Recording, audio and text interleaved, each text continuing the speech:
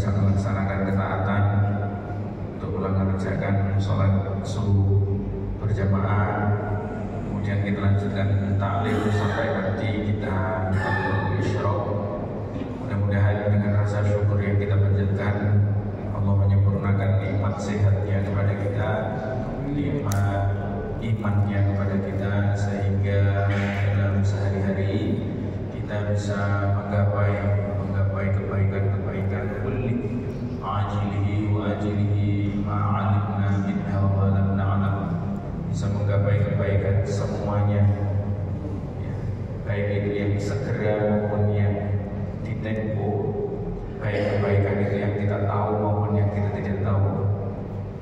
Begitu juga dengan rasa syukur ini pula, mudah-mudahan Allah menjauhkan dari segala keburukan semuanya, kulli ajilihi wa ajilihi ma'alimna minha wa lam na'lam, baik itu kebaikan keburukan yang segera datang maupun keburukan yang akan datang nanti, Allah menjauhkannya. Dan keburukan itu baik dari diri kita atau dari yang lain, atau keburukan tersebut kita tahu atau tidak. Salawat dan salam mudah-mudahan tetap tercurah dan terlimpahkan kehadiran dengan kita Nabi Muhammad sallallahu alaihi wasallam yang kita kaji akhlak beliau lewat kitab ihya-nya kita ini. Mudah-mudahan dengan pengkajian akhlak beliau kita juga bisa mengenal Nabi lebih dekat, terus kemudian kita bisa mengamalkan sunnah-sunnahnya, dan kelak di yaumil kiamah kita bisa bertetangga berdekatan dengan beliau. Amin ya rabbal alamin. Bismillahirrahmanirrahim. Al-Bab Asy'una, bab ke-20 fi adabil ma'isyah wa akhlaqin nubuwah. Bab ke-20 ini menjelaskan tentang adab-adab bekerja ma'isyah, bekerja, wa akhlaqin nubuwah, dan akhlak-akhlak kenabian. Yang pertama yang akan dibahas adalah bayan adabihi sallallahu alaihi wasallam, menjelaskan tentang adabnya Nabi sallallahu alaihi wasallam. Ya'lam annahu kana kathiran dur'ati wal ibtihali. Ya'lam, ketahuilah, annahu, bahwa sesungguhnya Nabi itu kana kathirun dur'ah, lebih banyak tadarrur. Tadarrur itu bagaimana? Merenung, mendekatkan diri kepada Allah. Kalau kita tadarrur itu renung tapi bukan mendekatkan diri kepada Allah, berhayal ya. Muhasabah dengan istilahnya berhayal itu beda. Muhasabatu min akhlaqil mahmudatin, bermuhasabah itu termasuk akhlak yang terpuji. Wa amalul amali, dan adapun panjangnya angan-angan itu min akhlaqil mazmumin, termasuk dari akhlak yang tercela. Orang sama-sama diamnya, itu apa yang ada dalam pikirannya, apa yang ada dalam hatinya, kita sama-sama tidak tahu. Dalamnya lautan bisa diselami, dalamnya hati tidak ada yang tahu. Jadi di sini diantaranya kita belajar bahwa hati yang tahu hanyalah Allah dan orang tersebut. Sehebat-hebatnya seseorang ahli membaca, baik dengan ilmu psikologinya, mau dengan ilmu psikiaternya, mau dengan ilmu nadharahnya, kalau ahli ilmu apa lagi namanya, ilmu agama, itu tidak akan pernah bisa menembus hati orang secara 100%. Dikatakan bahwa wa qulubul insani wa qulubun nasi, dan hatinya para manusia itu kasofhatin min sofahatil kutubi.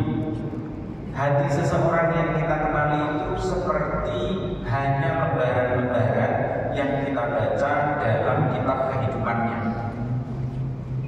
Kita punya istri, kita punya suami yang mungkin bisa 10 tahun telah kita bersama, 15 tahun, 20 tahun kita bersama. Sebenarnya sampai hari ini kita juga belum mengenalnya secara utuh. Dibuktikan dari 24 jam saja kita bersamanya, mungkin mungkin dia bersama di rumah bersama Ustaz. Iya, dia di dapur, saya berada di ruang tamu. Akan tetapi yang di dapur yang dilakukan, yang difikirkan, kita tidak tahu. Yang dilakukan mungkin sepintas kita tahu, beliau sedang memasak. Atau sebaliknya, si istri juga begitu. Suaminya, saya lihat beliau sedang membaca Quran. Tidak ada yang tahu antara suami dan istri saja apa yang dipikirkan masing-masing, apalagi hatinya. Sehingga ketika kita mengenal seseorang itu tidak akan sebaik Allah mengenal makhluknya. Jika Allah mengenal makhluknya, maka Allah itu seolah-olah makhluk itu kan kayak begini. Kehidupan itu kan seperti lembaran dan lembaran catatan kehidupan. Allah itu yang menciptakannya, sehingga seluk-beluk dari kitab atau buku ini Allah yang maha tahu.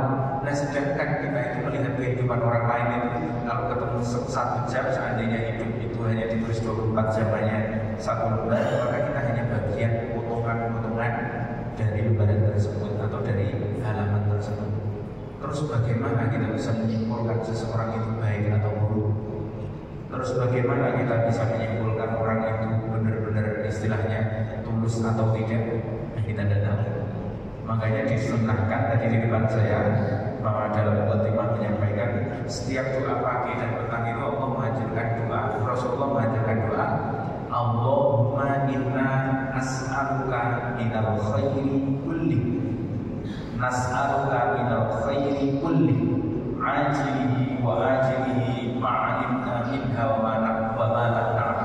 Allah, aku mohon di pagi hari ini kebaikan, segala kebaikan semuanya, baik itu yang saya tahu atau tidak, yang saya sadari atau tidak, baik itu yang segera ataupun yang akhir.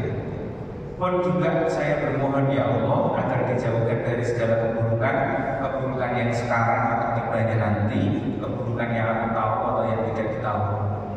Itu Masya Allah.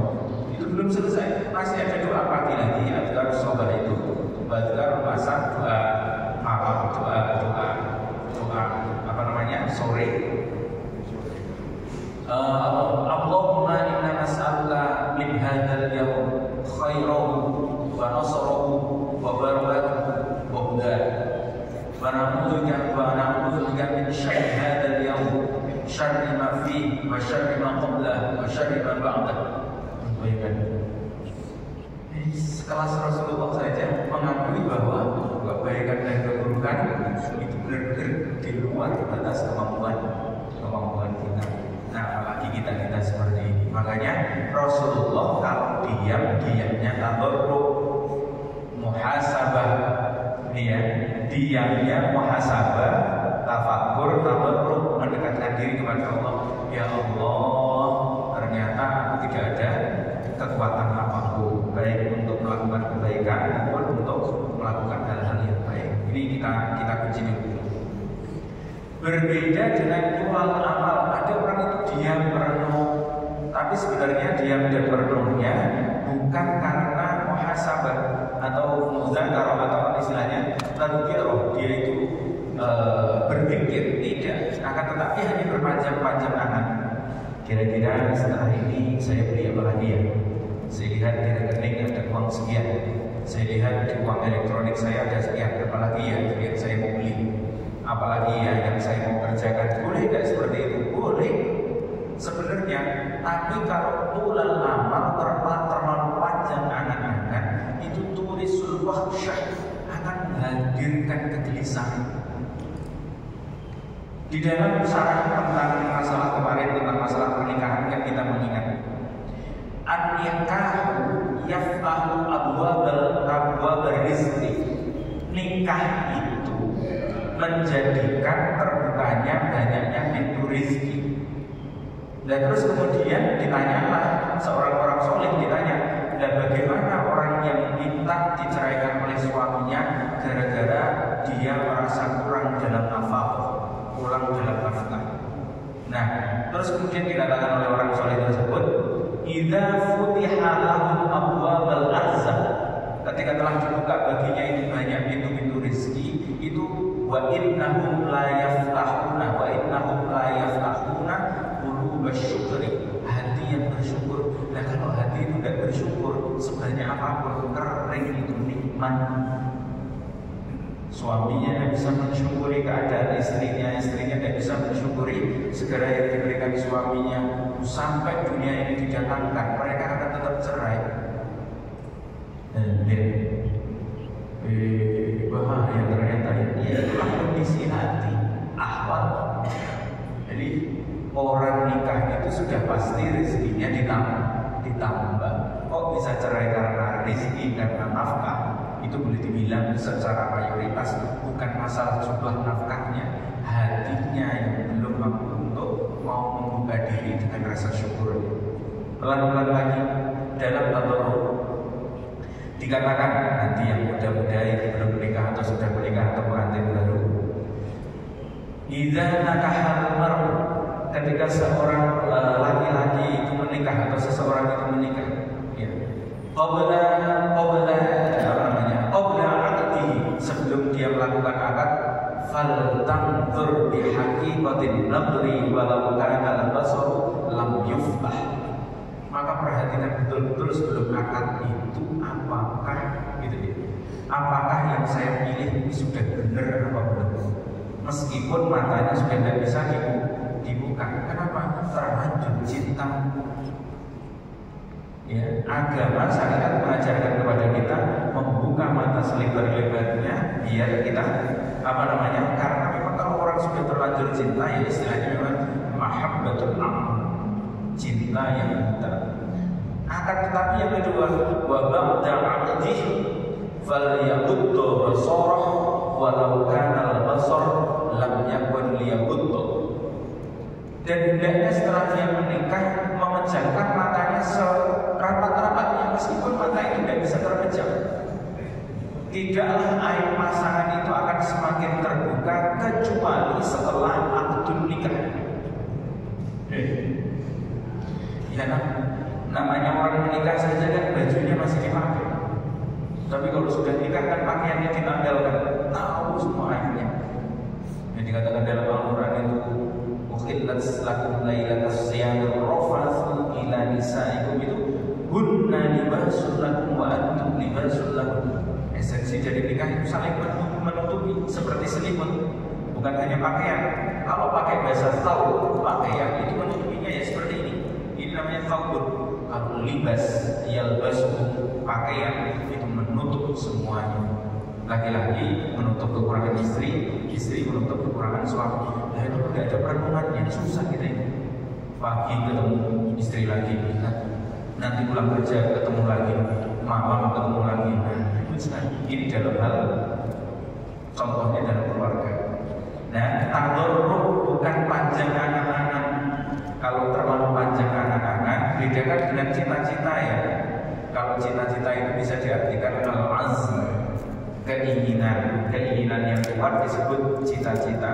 Al-azm itu baik, tapi kalau tulal amal, terlalu panjang angan-angan, seberapa pun nikmat Allah yang dianugerahkan itu tidak akan pernah ada cukupnya. Bismillahirrahmanirrahim. Daiman yas'alullah ta'ala ayyuhsinahu bimahasinil adami wa ayyuzayyinahu bimakarimil akhlaq.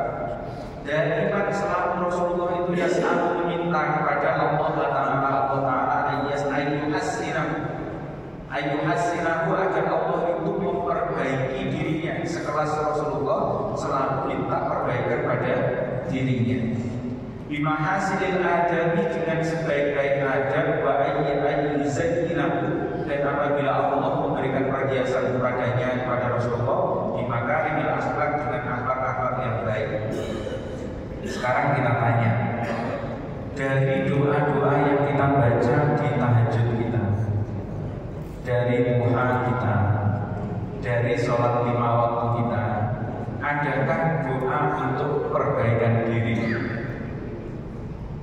Peranlah kita ada tidak berdoa perbaikan diri?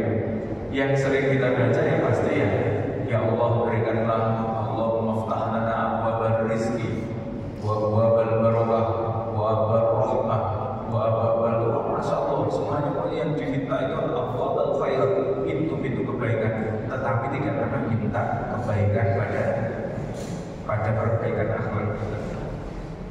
Di antara masa bahkan sobah, bahkan dalam hadis Imam Tirmidzi itu dianjurkan untuk dibaca akibat kulli sholatin di setiap sholat itu kan Allahumma a'inna ala dzikrika wa syukrika wa husni ibadatik. Allah tolong saya untuk selalu mengingat kapan Allah ada pikiran kita, pikiran ini tidak kemana-mana.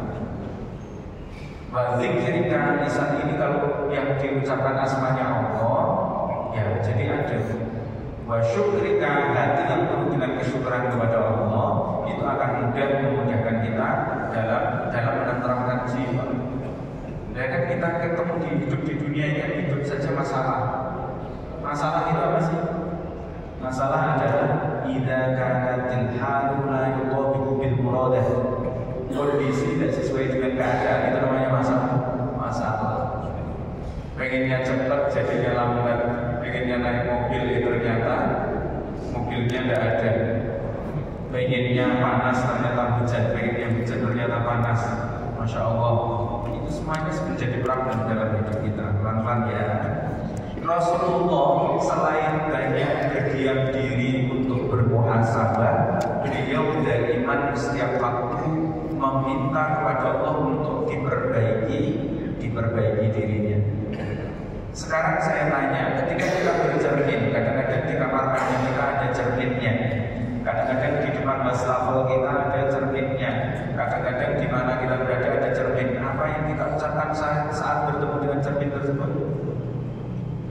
Karena gitu kan, tidak pernah kita berpikir kayak Rasulullah. Allahumma kama ahsanta khalqi fahassin khulqi.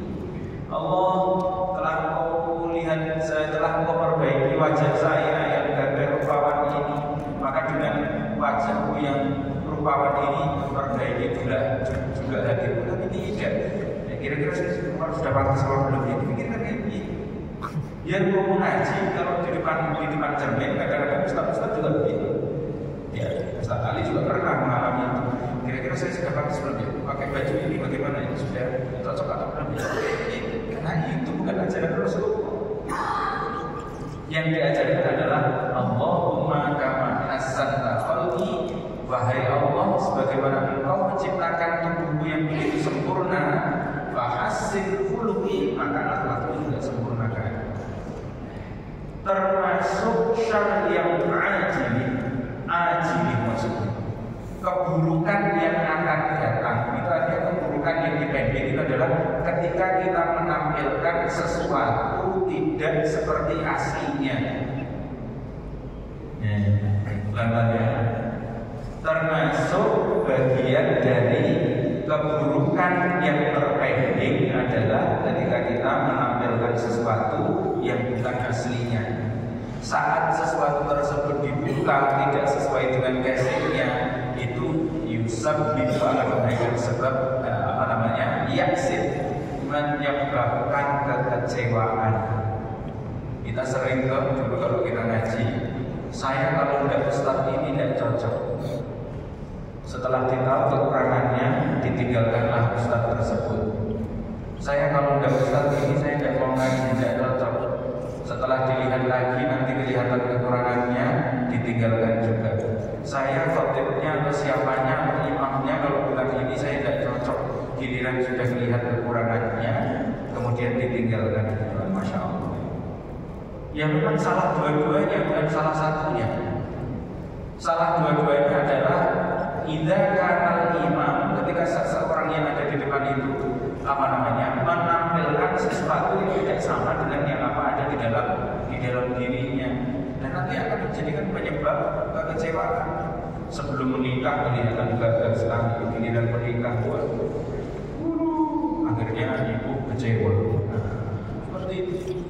Nah yang kedua makmumnya yang terakhir ta'assub itu mamnu'un illa fil ilm. Apa itu ta'assub? Itu apa namanya istilahnya? Fanatik itu tidak boleh kecuali dalam keilmuan. Tapi dalam keilmuan pun juga harus dikaji lagi. Fanatisme itu tidak boleh dalam Islam. Orang yang terkenal tentang sejarah atau sejarah fanatik itu adalah Umar bin Khattab. Umar bin Khattab itu kalau melihat Nabi Muhammad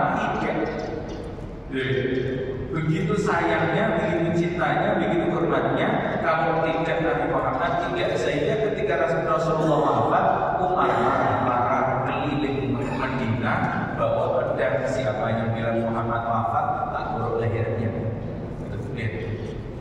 Tapi ternyata Abu Bakar itu memang masya Allah sangat Abu Bakar.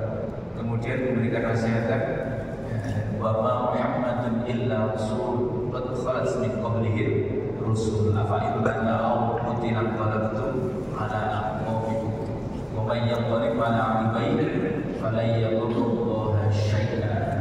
Itu begitu. Dinasihati. Mari kamu itu menyembah Allah, menyembah Nabi Muhammad sih. Kalau kamu menyembah Allah, Allah hayyun dan hidup selamanya. Tapi kalau menyembah Nabi Muhammad hari ini adalah seorang manusia dan dia sudah memenuhi kehidupannya, sudah wafat. Coba, masya Allah. Nah, dilarang kita ini dalam artian namanya ta'assub.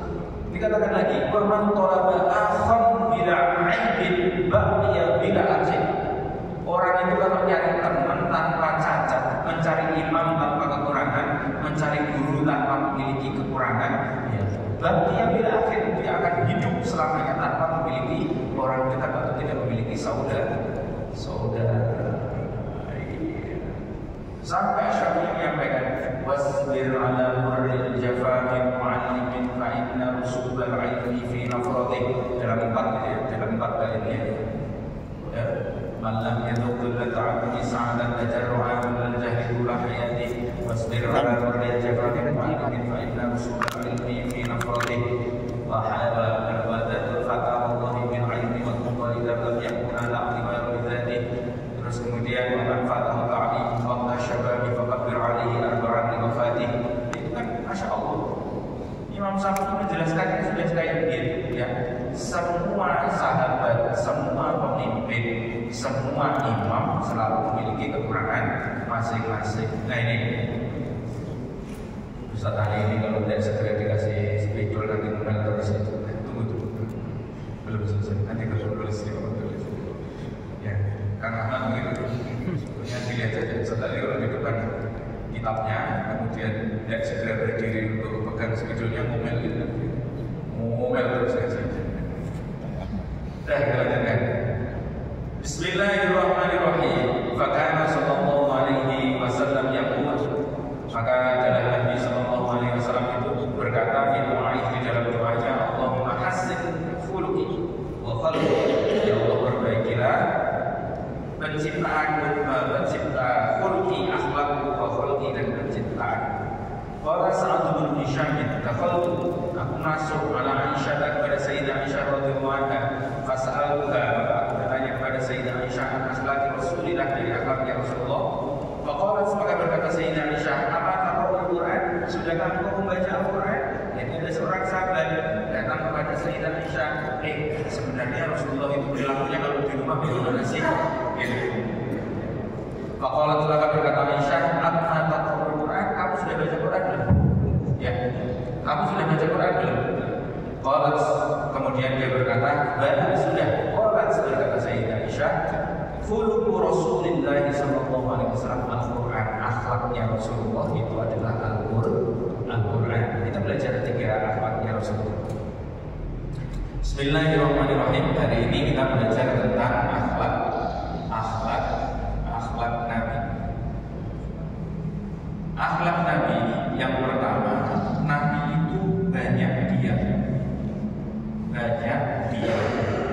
Kepentingannya diam itu adalah tadarrur itu kita saja ya. Diamnya Rasulullah itu berpikir tafakur.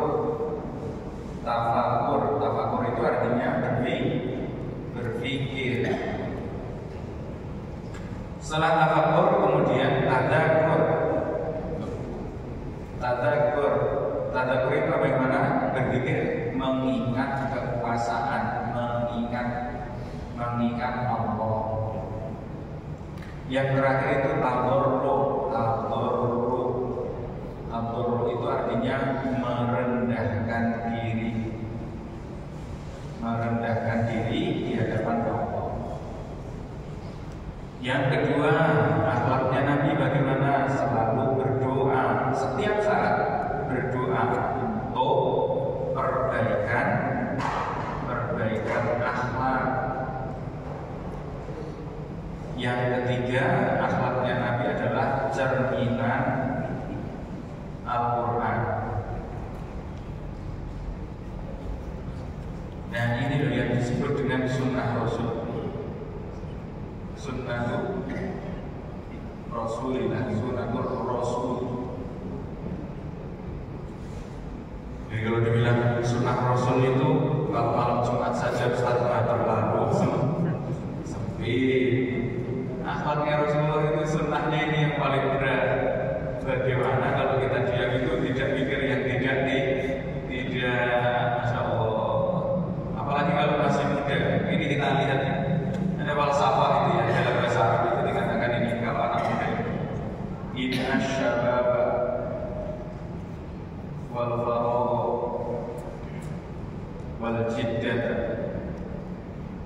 mafsadatan lil mar'i ayya sadat. Inna syababa, sungguh usia muda, wal faragha, waktu kosong, tidak punya kegiatan, wal jiddata, jiddata itu artinya kaya, ada artinya lebihnya fasilitas, melebihi dalam kebutuhan, lebihnya fasilitas. Mafsadatun itu merusak, lil mar'i pada seseorang, ayam mafsadatin serusak-rusak.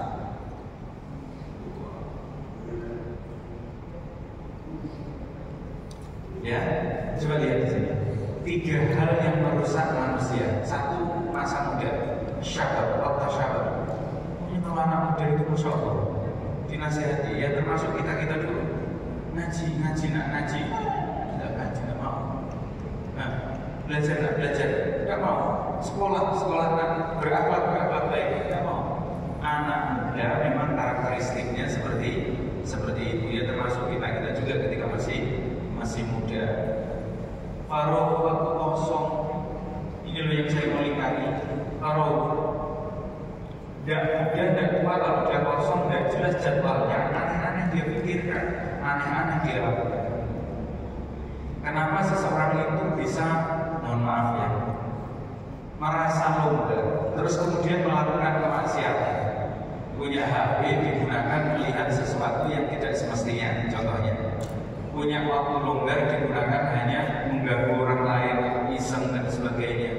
Ini kan merasa longgar, merasa kosong. Padahal kalau kosong, Rasulullah menggunakannya untuk ini ada istilah orang-orang thariqah itu zikir amal.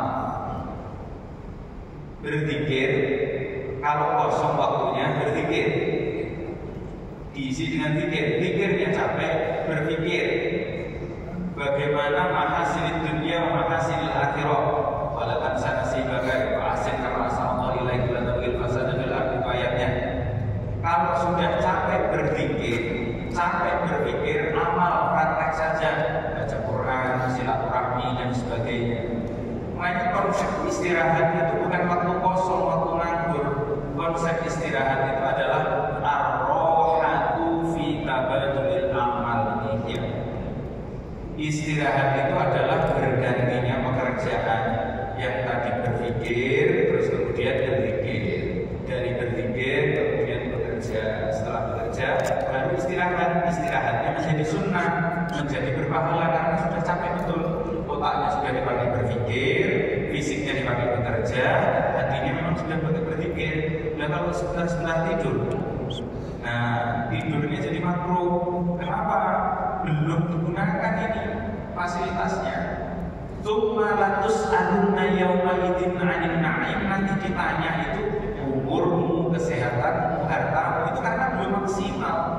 Bukan masalah sehat atau sakitnya, tapi kalau maksimal dia dikerjakan, dia gunakan, tidak ada waktu kosong sama sekali, kecuali semuanya terjadwal, dia akan aman dari kerusakan. Yang ketiga itu wal jiddah, fasilitas yang berlebih. Kemarin kita sudah bicara fasilitas yang berlebih. Coba kalau kita hanya butuh kendaraan yang cc-nya di bawah 2000, kalau kita pakai naik yang cc 3000, kita lihat saja. Saya kan ngaji juga di Ditlantas, itu ada data menyampaikan bahwa kecelakaan yang ada di tol atau di jalanan itu rata-rata sebenarnya kelalaian orang yang menggunakan mobil, dan mobilnya itu lebih dari mobil yang dia butuhkan. Paham maksudnya kan? Kurang lebih. Dia hanya butuh pakai yang 1000 cc atau 2000 cc saja sudah jalan. Nah ternyata nyari yang lebih di atas itu, sehingga gas-gasnya dia main-mainkan dan sebagainya, sambil bercanda, sambil lupa, sambil melupakan Allah dan sebagainya, terjadilah kecelakaan tersebut. Wal jiddata, anak-anak juga begitu. Ada anak muda tidak sekolah, tidak bekerja, tidak mengaji, nganggur di rumah, masih muda. Yang kedua jadwalnya kosong, dia tidak punya program les, tidak ada apa-apa dan sebagainya. Sama ayah bundanya dilengkapi, dikasih HP, dikasih uang, dikasih motor, macam-macam. Jadi hari itu juga jadi. Inna syabab wal faragh wal jiddah. Rasulullah itu tidak begitu. Diamnya digunakan untuk berpikir, tadabbur, tadabbur. Sudahlah, amalkan sunnah yang nomor 1 ini saja. Gak usah ribut. Ustaz, saya mengamalkan pakaian sunnahnya, oke. Saya mengamalkan fisiknya Rasulullah dengan sunnahnya, oke. Tapi yang perlu kita lihat ini dimensi kualitasnya, bukan hanya dimensi kuantitasnya. Ini baru satu. Yang kedua, berdoa untuk perbaikan akhlak. Ada enggak sekolah-sekolah sekarang kan mengangkat isu afektif? Ya, isu afektif itu kan isu sikap. Pondok dikritisi, pesantren dikritisi. Kenapa? Pesantren tempat pembulian, pondok tempat senioritas dan macam-macam. Sehingga dibikinlah sekolah-sekolah yang banyak hari ini, sekolah-sekolah yang mengedepankan afektif, sikap tanpa memperhatikan kognitifnya, tanpa mengerti memasukkan pemahaman konsep-konsep keagamaan yang seperti ini. Nah akhirnya juga repot. Bukan masalah plus minus bukan masalah setuju atau tidak, renungan saja. Ya, doa untuk perbaikan akhlak. Nah kalau kita berbicara tentang dunia santri dan sebagainya, kita akan melihat berzikirlah pagina, jagalah sholat 5 waktu, mudah-mudahan Allah memperbaiki kehidupan. Kan seolah-olah ini hanya perbaikan yang tidak ada hubungannya antara sholat dengan akhlak apa, antara ngaji dengan akhlak apa, seolah-olah tidak ada.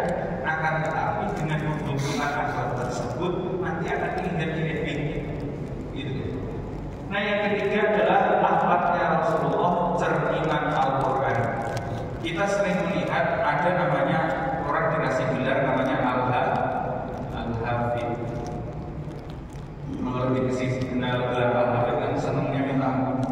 Al-Hafidh itu siapa? Orang yang hafal 30 juz saja, kalau dicek juga belum tentu. Tapi kalau dalam istilah kita, dalam istilah bahasa Arab itu bukan Al-Hafidh, Al-Hamil. Hamilul Quran, Al-Hamil, Hamalatul Quran, orang yang hamil Qurannya dibawa kemana-mana. Ya, hamil itu menggendong atau membawa. Ini ditanya, Ustaz, nanti di akhirat itu yang bisa memberikan syafaat kepada seluruh keluarganya itu siapa? Apakah orang yang hafal 30 juz atau yang bagaimana? Disepakati oleh ulama, bukan Al-Hafidh tapi Al-Hamil. Orang yang membawa Al-Quran baik itu banyak atau sedikit, yang namanya orang hamil. Hamilnya itu besar atau kecil, tapi dia bawa terus. Di kamar mandi dia bawa, di masjid dia bawa, di kantor dia bawa. Namanya hamil, bukan hamil. Kalau hafal itu pas lagi ngomong saja, pas lagi ngomong dipakai, pas ngomong nggak dipakai dan sebagainya. Ini resikonya banyak. Kalau sudah di sini ini kita bicara di sini ya kalau begitu caranya ya tidak lucu Ustaz. Nanti peminatnya sedikit. Ini bukan masalah peminat atau tidak, tapi memang kenyataannya orang yang